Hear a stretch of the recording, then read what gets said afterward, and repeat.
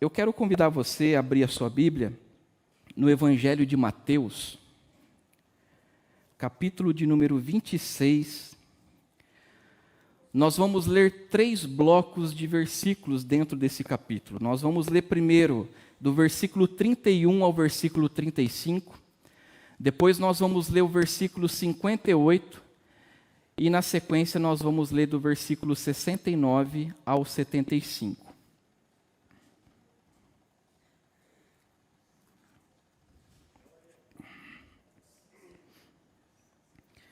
Evangelho de Mateus, capítulo 26, versículo 31, iniciando, diz assim: Então Jesus lhes disse: Todos vós esta noite vos escandalizareis em mim, porque está escrito: Ferirei o pastor, e as ovelhas do rebanho se dispersarão.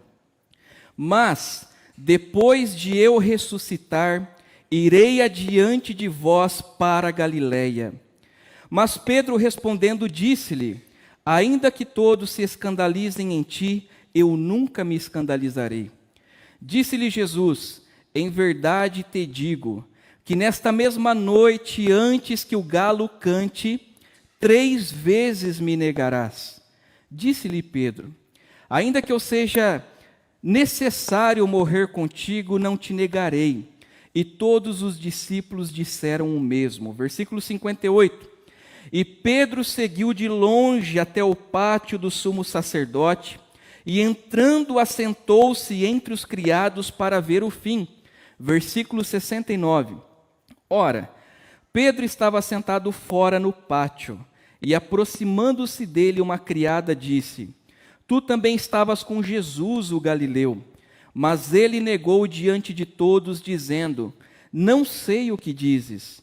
E saindo para o vestíbulo, outra criada o viu e disse aos que ali estavam: Este também estava com Jesus, o Nazareno. E ele negou outra vez com juramento: Não conheço tal homem. E logo depois, aproximando-se os que ali estavam, disseram a Pedro: Verdadeiramente, também tu és deles, pois a tua fala te denuncia. Então começou ele a praguejar e a jurar, dizendo: Não conheço esse homem. E imediatamente o galo cantou. E lembrou-se Pedro das palavras de Jesus que lhe dissera: Antes que o galo cante, 3 vezes me negarás. E saindo dali, chorou amargamente. Amém?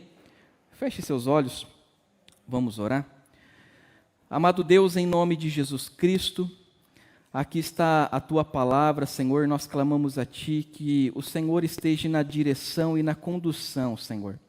Que o Senhor possa nos ensinar nessa noite, que o Teu Espírito Santo possa nos preencher com a Tua palavra e que assim, Senhor, venhamos viver uma vida, Senhor, de acordo com a Tua vontade. É o que eu clamo e peço em nome de Jesus Cristo. Amém. Amém? O tema desta mensagem é: seja fiel. Amém? Seja fiel é o tema desta mensagem. E para iniciar, eu gostaria de te dizer o seguinte, que por vezes eu me pego se perguntando, ou me auto-perguntando: como eu posso ser fiel ao Senhor? O que eu posso fazer para ser fiel a Jesus?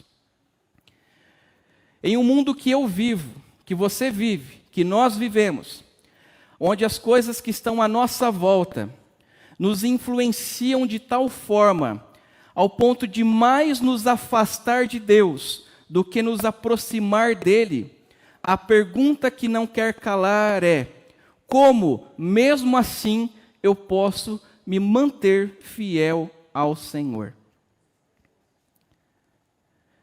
Da mesma forma, eu imagino que em algum momento você já deve ter feito essa pergunta para você também. Como ser fiel a Deus, a um Deus soberano, não tirano, mas a um Deus soberano?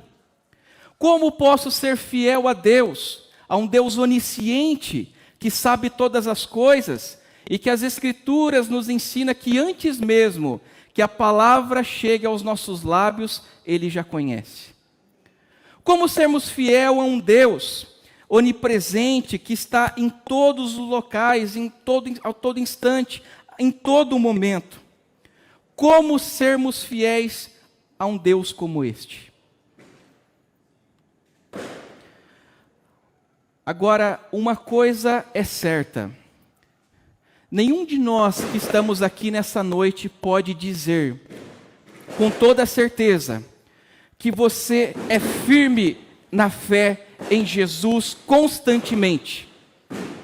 Alguém aqui poderia levantar as mãos e dizer, eu tenho uma fé inabalável, constante, eu jamais oscilo na minha fé. Quem aqui teria essa coragem?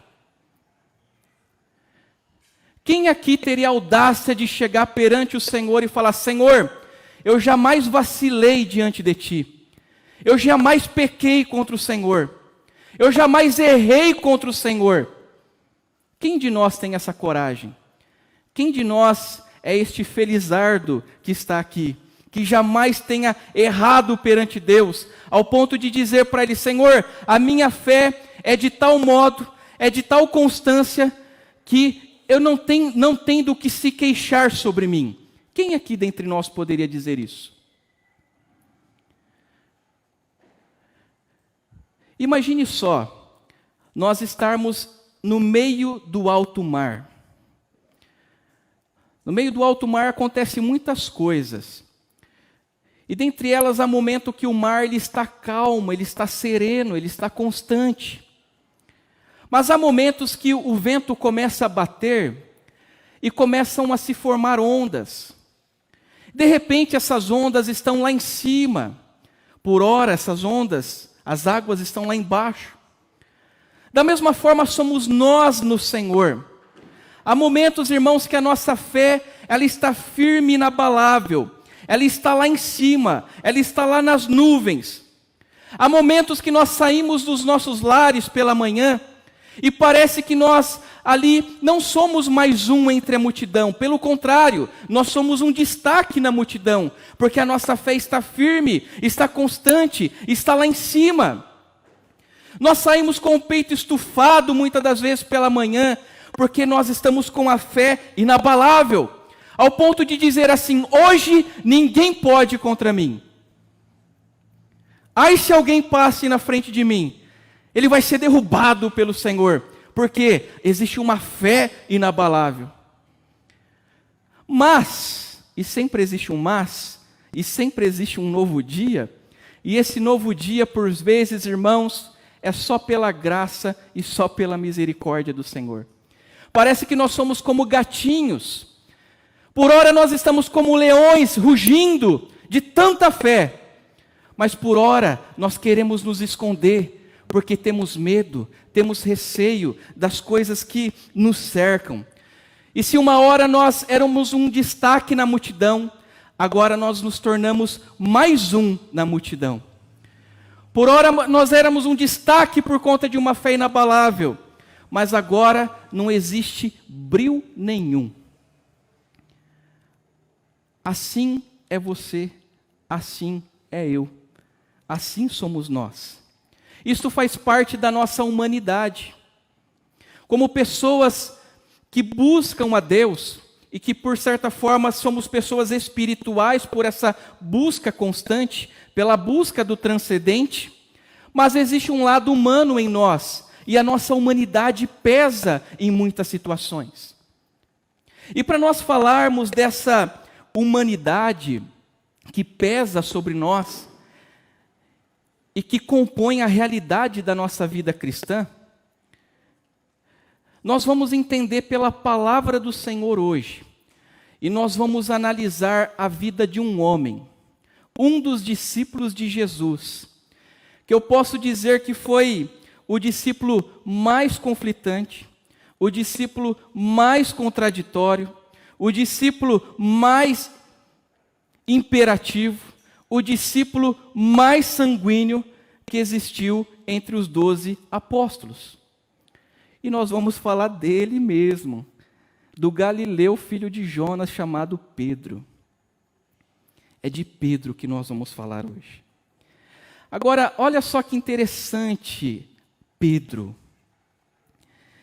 Pedro, ele era uma pessoa que possuía uma personalidade forte. A Bíblia nos diz, lá no Evangelho de João, capítulo 18, versículo 10, ainda no capítulo 18, Jesus ele estava no Getsêmani orando, momentos antes da sua prisão. E quem estava com Jesus? Pedro, Tiago e João. Pedro era um dos 3 mais próximos de Jesus. Mas de repente os soldados chegam para prender Jesus, pegam Jesus. O que Pedro faz? A Bíblia diz que ele tira a espada que estava sobre a sua cintura. E de uma maneira imperativa ou impetuosa, com a sua personalidade forte, ele arranca a orelha do soldado Malco. A depender de Pedro, se não segurassem Pedro, eu entendo que Pedro teria matado aquele soldado. Teria acabado com a vida de Malco. Por quê? Porque Pedro ele tinha uma personalidade forte. Ele não levava desaforo para casa. Ele queria resolver as coisas. Mas esse mesmo Pedro, ele era uma pessoa inconstante.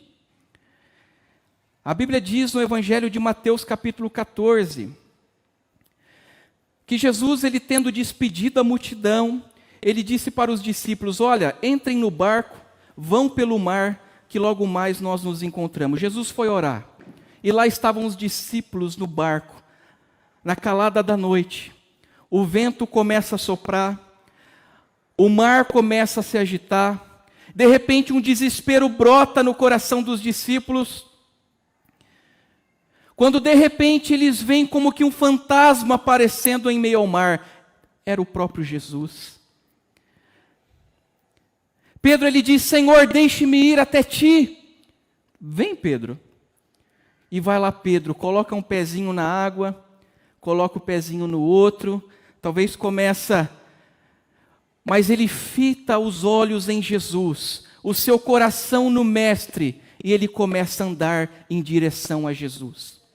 Mas de repente esse mesmo Pedro, que estava com uma fé lá nas nuvens, fito em Jesus, olhando para Jesus, começa a olhar para o lado. E de repente ele começa a afundar, ao ponto de Jesus ter que pegar em sua mão, colocá-lo de volta no barco, e ainda ouvir uma repreensão de Jesus, porque Jesus disse para ele, tu é homem de pequena fé, por que você duvidou? Pedro era inconstante. Uma hora ele estava com a fé lá em cima, mas ao mesmo tempo, do nada, a fé dele naufragava. Ia para o fundo do mar. Esse Pedro, irmãos, era o tipo de pessoa que falava e fazia o que vinha na cabeça dele. Ele não pensava muito. Ele não refletia sobre as consequências. Ele não olhava para o futuro. Em certa ocasião, ainda no Evangelho de Mateus capítulo 16, versículo 13 ao 23, Jesus chega nos discípulos e diz, quem os homens por aí dizem que eu sou? Um fala, alguns dizem que tu és Elias, outros dizem que tu és um profeta, mas vem a pergunta pessoal, mas e vocês? O que vocês dizem que eu sou? Quem vocês dizem que eu sou? Pedro, aquela pessoa imperativa, sanguínea, que se atirava, é o primeiro a responder e a dizer, tu és o Cristo, o Filho do Deus vivo. Talvez Pedro ele esperava uma bajulação naquele momento. Talvez Pedro esperava uma salva de palma de todos os discípulos por ele ter falado uma coisa certa. No mínimo uma coisa certa ele tenha feito enquanto andava com Jesus. Só que Jesus, para abaixar a bola dele, disse assim, Simão, muito bem, mas saiba que não foi carne e sangue que te revelou, isso não veio de você, foi o meu Pai que está no céu que te revelou. Abaixa a bola, Pedro, abaixa a bola. Mas logo na sequência, a Bíblia diz que Jesus começa a dizer assim, olha, convenha que o Filho do Homem vá para Jerusalém, e lá ele padeça, ele sofra, ele seja morto, mas ao terceiro dia irá ressuscitar. O mesmo Pedro que outra hora havia recebido uma revelação do Pai a respeito de que Jesus era o Cristo, o Filho do Deus vivo, agora ele diz: não, Senhor, de modo algum vai acontecer isso contigo. E ele ouve mais uma repreensão de Jesus: para trás de mim, Satanás, porque você não entende as coisas que são de Deus, mas as coisas que são dos homens. É bem claro que Jesus não estava expulsando o demônio de Pedro. É certo que Satanás o tempo todo impedia com que Jesus chegasse à cruz. E uma dessas formas era, inclusive, utilizar os lábios ou a boca de um de seus discípulos, o próprio apóstolo Pedro. Satanás foi embora, mas Pedro continuou ali, porque ele precisava ainda ser moldado e transformado pelo Senhor, para mais tarde pregar para multidões, para mais tarde ele pregar para os gentios, para mais tarde ele se tornar um dos principais líderes da igreja. E há quem diz que Pedro tenha sido uma pessoa ou uma figura emblemática na história. Eu prefiro dizer que Pedro foi uma pessoa marcante no Novo Testamento e na história a partir de então. Porque a transformação que Jesus causa na vida dele, momentos depois, trouxe impacto para os nossos dias, inclusive. Nós conhecemos o Evangelho graças a muitas pessoas, mas dentre elas, Pedro. Esse mesmo Pedro, irmãos, ele era uma pessoa interesseira, sabia disso? Pedro era uma pessoa interesseira. Em certa ocasião, em Mateus 19, 27, Pedro ele diz para Jesus: Jesus, nós deixamos tudo para te seguir, mas e aí? O que a gente vai receber em troca? Uma pessoa interesseira. Você conhece alguém assim? Sabe aquele tipo de pessoa que começa a buscar ao Senhor, porque ela tem um objetivo dela ter uma bênção, de uma prosperidade nesse mundo, mas quando de repente ela é abençoada, ela vira as costas para Deus. É o que Pedro estava fazendo ali. Ele cria em Jesus, ele tinha fé em Jesus, mas houve um momento que Pedro demonstrou também o seu lado interesseiro naquela história. Este mesmo Pedro era uma pessoa inflexível. Era o famoso 880. Era o tudo ou nada. Em certa ocasião, Jesus ele começa a pegar os utensílios para lavar os pés dos discípulos. Quando ele chega em Pedro, Pedro diz: Senhor, jamais o Senhor vai fazer isso. Isso é função de escravo. O Senhor não é escravo. O Senhor é mestre. Jamais o Senhor vai fazer isso. E Jesus diz: se eu não lavar os teus pés, você não tem parte comigo. Só que como Pedro era tudo ou nada, o que Pedro diz? Senhor, se for assim, lave então as mãos, lave também a cabeça, lave tudo. Se for para lavar, lava tudo. Pedro, irmãos, era uma pessoa impulsiva. Pedro era uma pessoa inconstante. Pedro era uma pessoa que falava o que vinha na cabeça. Pedro era uma pessoa interesseira. E Pedro era o famoso 880. É tudo ou é nada. E eu quero te dizer uma coisa. Eu e você, nós somos Pedro. Não adianta falarmos que nós não somos, mas nós nos parecemos muito com Pedro.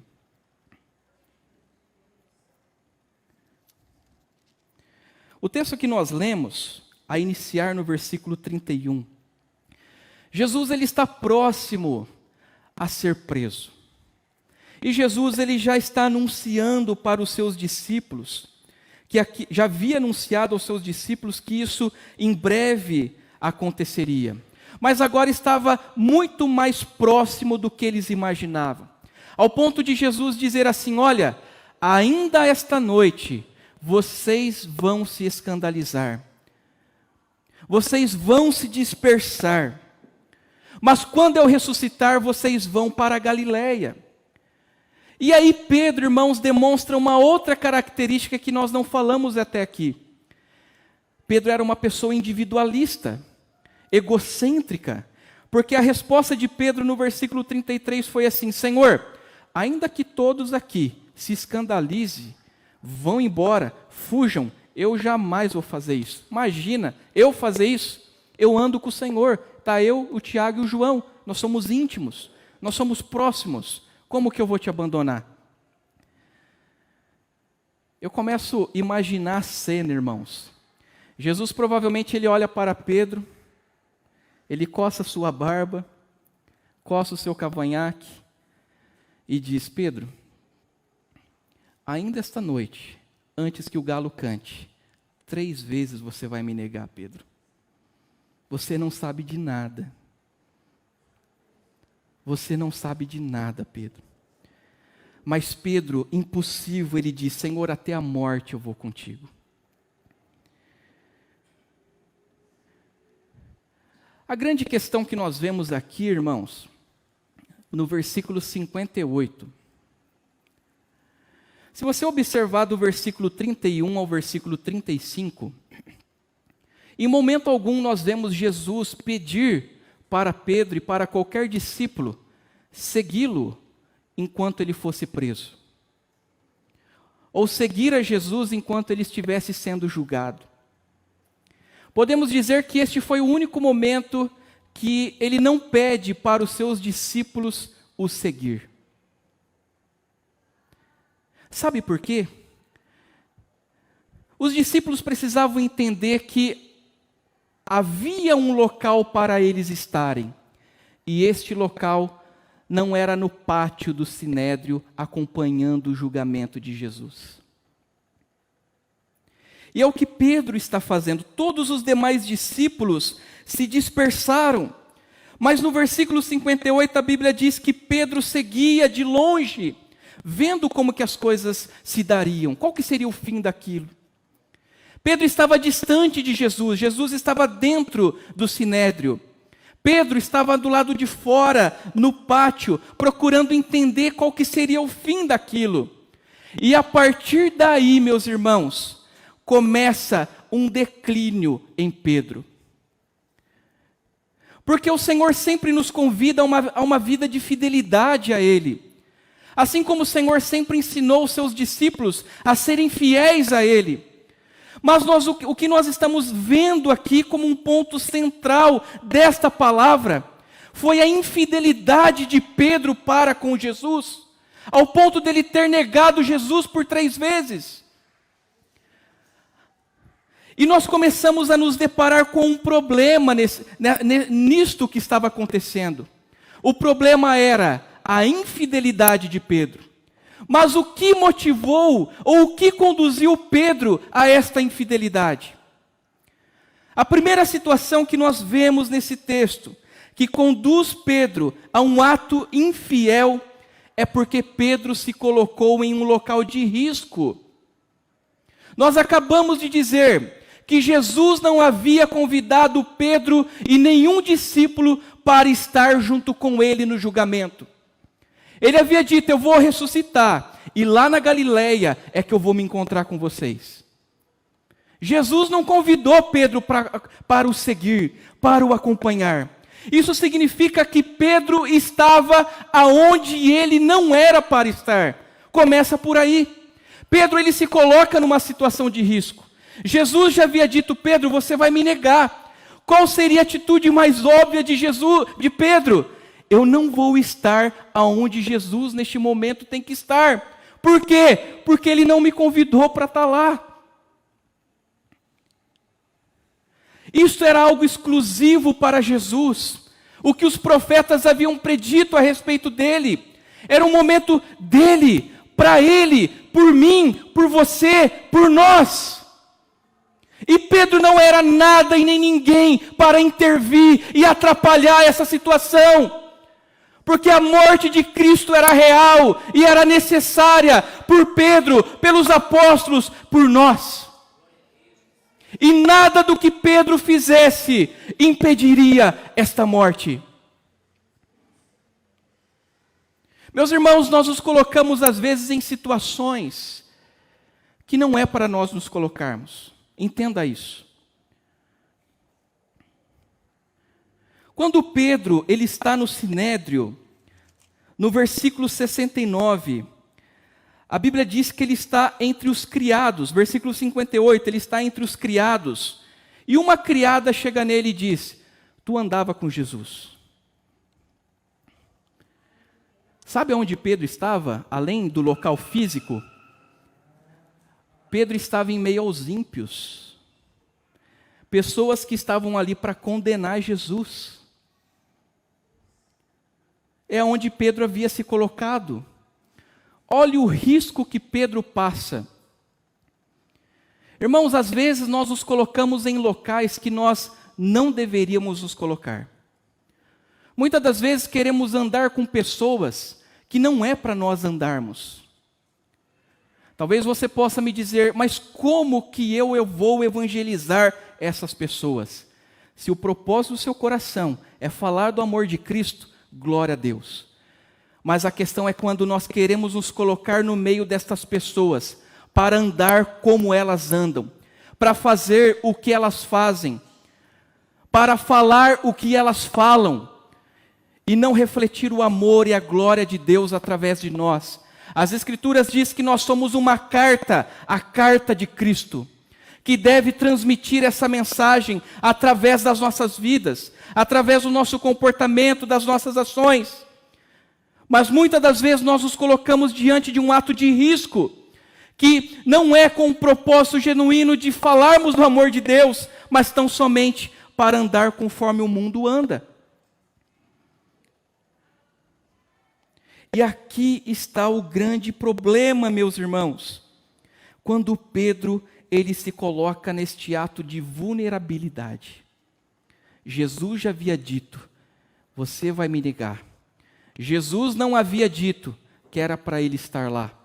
Ou seja, Pedro estava em um local que não era para ele estar. Sabe aquele casal de namorados que por vezes mais gosta de estar sozinho do que acompanhado? Por que estar sozinho ao invés de acompanhado? Será que aquela chama do pecado já não começou a brotar?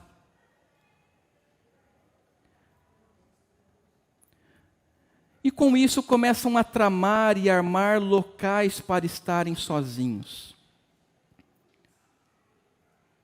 Sabe aquele casal casado? O homem trabalha mais no meio de mulheres. A mulher trabalha mais no meio de homens. Mas de repente ambos começam a dar razões e motivos de conversas secundárias dentro do ambiente que ele está. Isso me faz lembrar de Davi. Em 1 Samuel nós vemos no capítulo 11, era tempo de guerra. A Bíblia nos diz que os reis deveriam estar na guerra. Os soldados de Davi estavam na guerra. Mas onde estava Davi? No seu palácio, ocioso, dando margem para o erro. Davi estava em um local que não era para ele estar. Resultado, adultério. Resultado, assassinato, porque ele manda matar a mulher, o marido da mulher com o qual ele praticou o adultério. Resultado, os seus filhos se rebelam contra ele. Um dos filhos abusa sexualmente da irmã. O filho mais velho persegue Davi. Há uma divisão na casa de Davi. Há uma consequência desastrosa sobre a casa e a vida de Davi, porque Davi preferiu estar em um local que não era para ele estar. Ele tinha que ter assumido a sua função e a sua responsabilidade de rei. Talvez aquela pessoa que no passado sofreu com bebida, sofreu com drogas. Se isso é um ponto vulnerável na sua vida ainda, meus irmãos, evite passar na frente de um bar. Evite passar próximo a uma boca de drogas. Não se coloque em risco. Não se afunde no erro. Não mergulhe no pecado. Sabe aquela pessoa que sai pela manhã e parece que ela se transforma dentro de um carro? Para ela é motivo de discussão tudo o que acontece no trânsito. É difícil nós fazermos o que eu vou te falar aqui. Mas, meu irmão, se o trânsito, você dirigindo, te faz pecar, melhor é você ser um crente fiel andando a pé do que se dizendo ser crente, infiel a Deus, pecando e andando com o carro do ano. Porque se for para você pecar nesse ambiente, é melhor você não estar ali.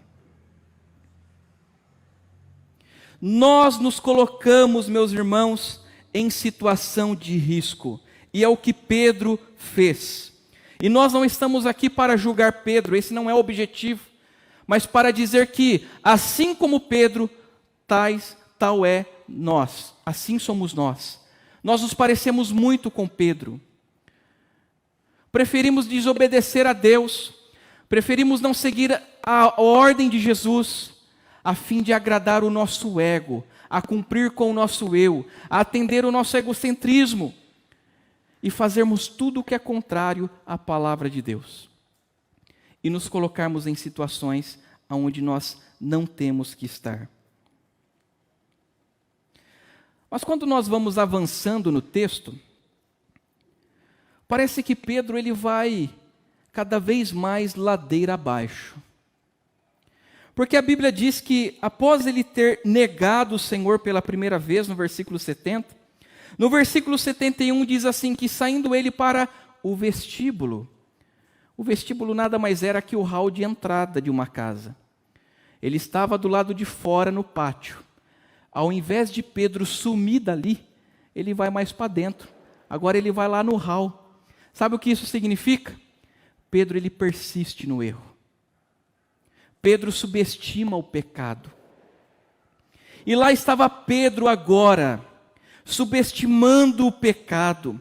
Eu começo a imaginar e a pensar, Pedro, por que você não saiu dali? Pedro, por que você não foi embora? Irmãos, às vezes nós pensamos que nós podemos contra o pecado, quando na verdade, irmãos, o pecado se apresenta diante de nós, lindo, maravilhoso, belo. Mas da mesma forma, imagine como um guerreiro na nossa frente, cheio de armas. Está tinindo para nos destruir. Assim é o pecado quando ele se apresenta diante de nós. Ele pode ser belo por fora, mas por dentro ele está raivoso. Uma raiva doentia, porque ele quer nos derrubar.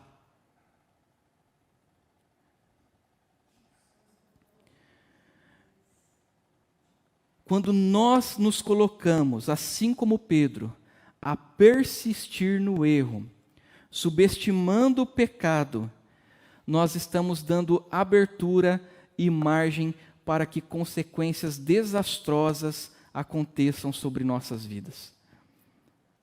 Por mais que o pecado se apresente de forma bela diante de você, ele está ali para te destruir. Ele está ali para fazer você literalmente pecar. Esse é o objetivo do pecado, nós cairmos nele como uma armadilha. É uma armadilha do diabo para nós.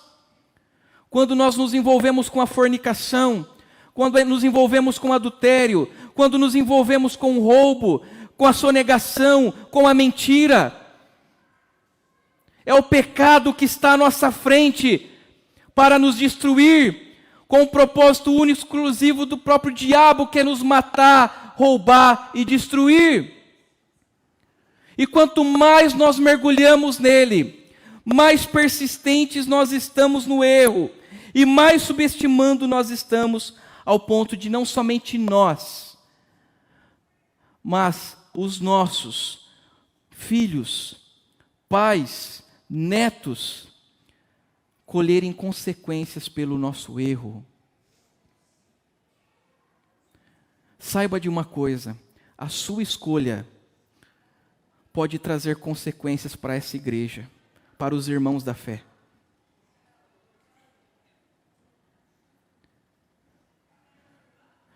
Ela se irradia, meus irmãos. Você será o principal a receber a consequência, mas saiba que isso pode se espalhar e ser desastroso. O primeiro passo para a nossa mudança é o tipo de escolha que eu e você nós fazemos. Qual que é a sua escolha hoje? É persistir no erro ou é fugir dele? Mas Pedro, ele continua a caminhar, meus irmãos. Parece que o desastre na vida de Pedro aqui se torna cada vez pior. Porque Pedro agora no versículo 73 e versículo 74, ele se omite de quem ele é em Cristo.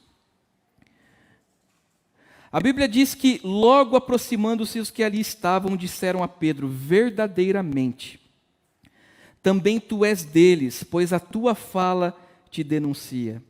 Então começou ele a praguejar e a jurar, dizendo, não conheço esse homem. Para que uma pessoa chegasse em Pedro e dizer assim, você fala como ele que está lá dentro?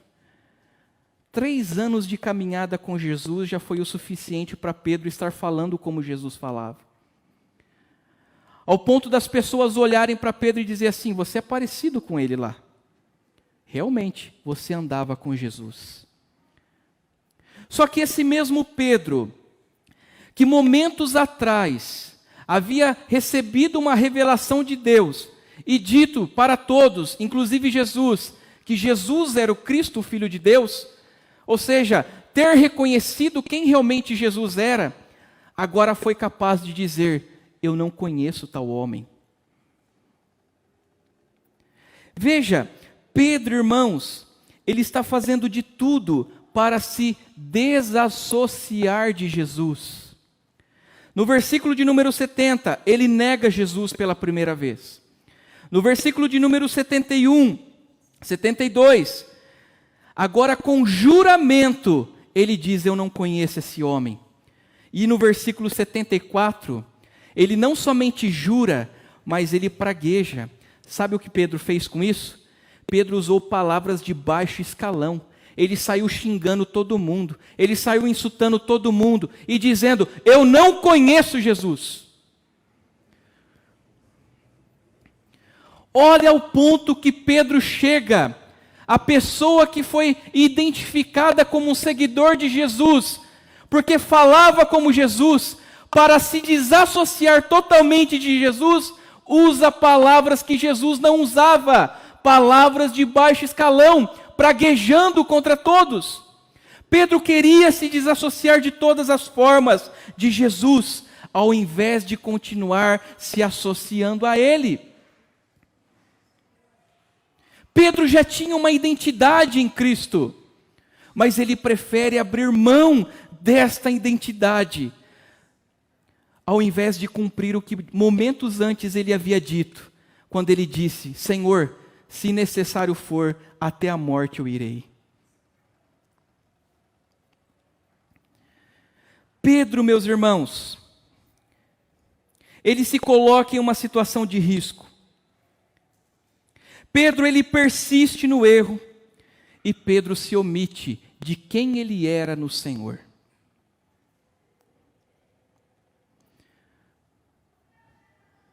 Eis aqui um problema. Tudo isso conduziu Pedro a um ato de infidelidade, para que ele não fosse fiel ao Senhor. E a ideia central desta mensagem é o quê? Sermos fiéis. E até aqui nós seguimos os passos de como nós não sermos fiéis, quando nós nos colocamos em situação de vulnerabilidade, nos expomos em locais aonde nós não podemos ou não precisamos estar, quando nós persistimos no erro, naquele pecado que nos leva a ladeira abaixo, ao invés de nos aproximar do Senhor, e quando nós nos omitimos diante dele, ou diante da sociedade, continuando a mostrar quem nós somos em Cristo. A identidade de Jesus precisa estar transparente para as pessoas em nossas vidas, nas nossas ações, na nossa fala, no nosso comportamento. E quando aquele homem chega até Pedro e fala, a tua fala te denuncia, como que está a nossa fala, meus irmãos? Como que nós andamos por aí, quando as portas dessa igreja fecham, as luzes se apagam, todo mundo vai embora e a realidade da vida acontece lá fora? Que palavras têm saído dos nossos lábios? Palavras de bênção? Palavras de maldição? Será que ao chegar em casa eu amaldiçoo o meu esposo, a minha esposa? Será que eu amaldiçoo os meus filhos e filhas?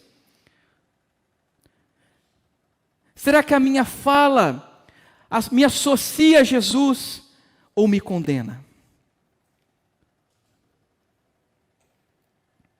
Existe um problema aqui, e esse problema chama-se infidelidade.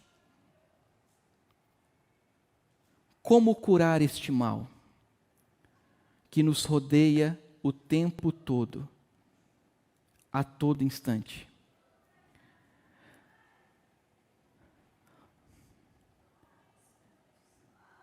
No versículo 74, Pedro nega Jesus pela terceira vez.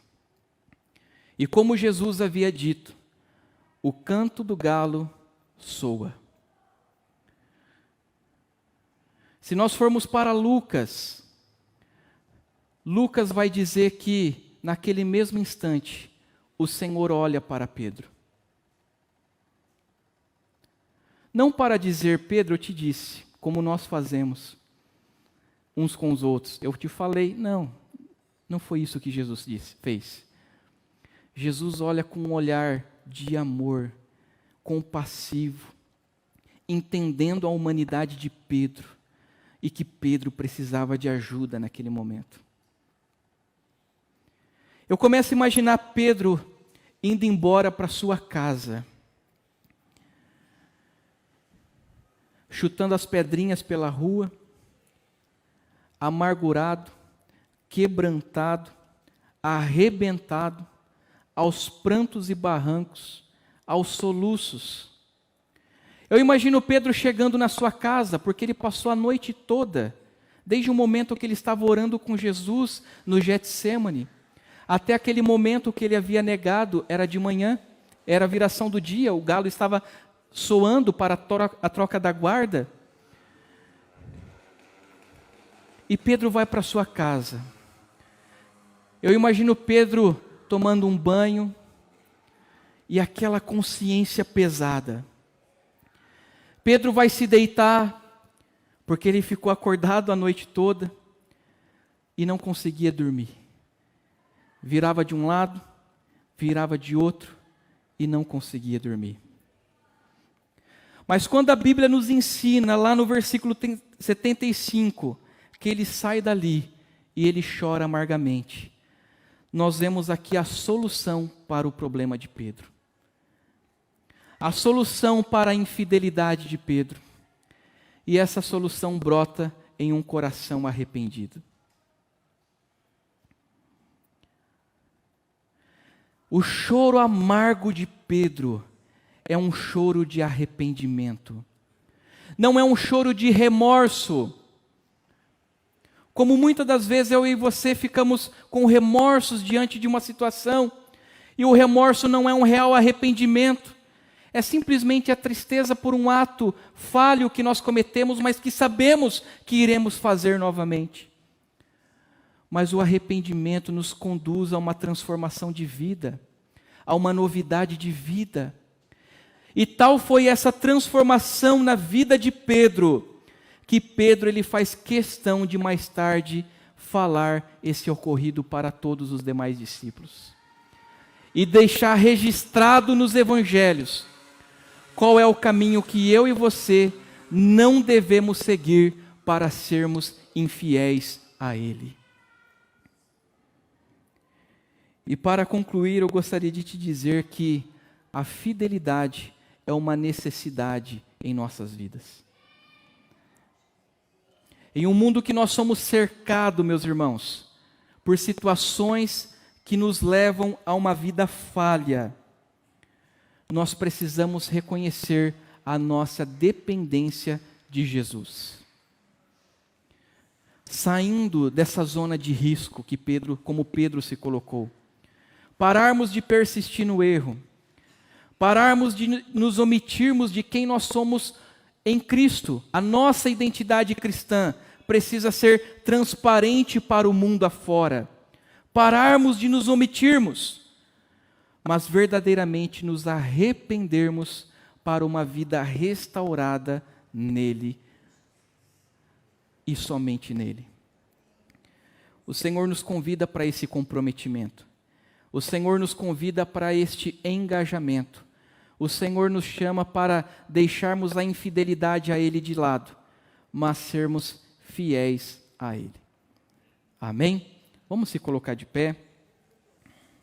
Agradecer ao Senhor por essa noite. Paizinho querido, muito obrigado pela Tua graça, pela Tua presença, pela a maravilhosa graça do Senhor sobre nós, pela paz abundante sobre os nossos corações.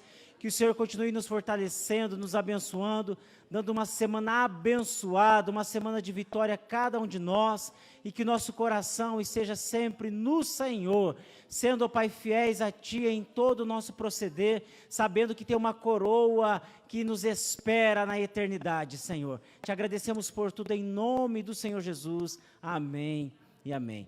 Meus amados e queridos irmãos, que o grande amor do eterno Pai, que a graça e a paz do nosso Senhor e Salvador Jesus Cristo, que as consolações e a comunhão do Espírito Santo de Deus estejam presentes na vida de cada um de vocês, e todos dizem amém. Deus abençoe a todos em nome de Jesus.